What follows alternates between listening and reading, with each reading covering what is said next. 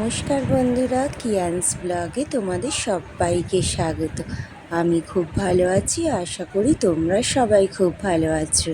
আজ রাত্রিবেলায় হবে চিলি চিকেন। তার জন্য ক্যাপসিকাম আর পেঁয়াজটাকে কেটে নিয়েছি। এদিকে কড়াইতে তেল বসিয়ে দিয়েছি।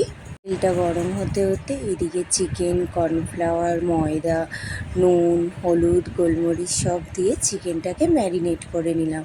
এদিকে তেলটা গরম হতে না হতেই পকোড়াগুলো ভেজে নিই।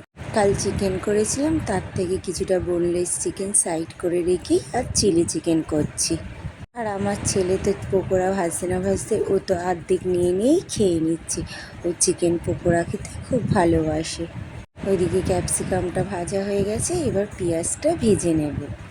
পেঁয়াজ আর ক্যাপসিকাম দুটো ভালোভাবে ভেজে নিয়ে ওগুলোকে সাইড করে রেখে কড়াইতে যেইটুকুনি তেল বেঁচেছিল ওই তেল দিয়েই চিলি চিকেনটা হয়ে যাবে। এর সাথে আলাদা কোনো তেল অ্যাড করতে লাগবে না। এর মধ্যে একটু রসুন কুচি দিয়ে ওপর ভাজা ক্যাপসিকাম আর পেঁয়াজগুলো দিয়ে দিয়েছি। আর একটা বাটিতে সয়া সস, চিলি সস আর টমেটো সস দিয়ে ভালো করে ফাটিয়ে ওইটা ওই ভাজার মধ্যে দিয়ে দিলাম। ওই বাটিতে একটু কর্নফ্লাওয়ার জল গুলে নিয়ে ওর মধ্যে দিয়ে দিলাম। তো এবার জলটা ফুটে উঠলেই হয়ে যাবে চিলি চিকেন। তো আর একটা কথা বলতে ভুলে গেছি, ওর মধ্যে নুন আর মিষ্টিটা তোমরা তোমাদের পরিমাণ মতো দিয়ে দেবে। তো এইদিকে আমার চিলি চিকেন হয়ে গেছে। তো এবার খাওয়া দাওয়া করে নিই। আজকের মতো ভিডিও এইটুকুনি থাক, টাটা।